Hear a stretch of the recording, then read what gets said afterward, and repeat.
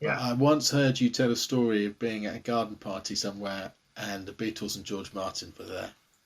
Can you tell us about that? Yeah, I mean, I wish I could say that was linked to my success as a composer. It really is nothing to do with me whatsoever.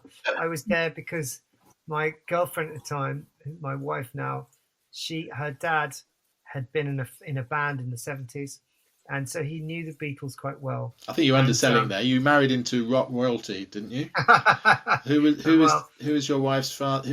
my wife's dad was is Jim Capaldi, who was in a band called Traffic. I think they're much better known in America than they are here.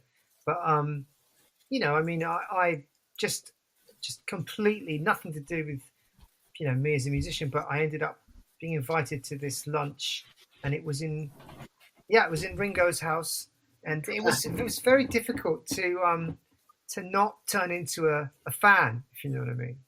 We'd arrived very early, so we were the first to arrive, and 2 days early? my mother-in-law was really worried about being late, so we end up, we get there, and Ringo's wife, I think, takes Tallulah and Anna, my mother-in-law, off towards where we're having lunch, which has all been set up in the garden, and it's left to Ringo to escort me to the place. And he's talking about, I mean, I can't do a Liverpool accent, but he's like, oh, the flowers in the garden all this time of year, and all sorts of, and I'm sort of thinking, Christ, it's Ringo, it was completely. But I thank God I didn't start babbling about being a musician, What did you say? I think I just listened. It was just, I later on just blanked him.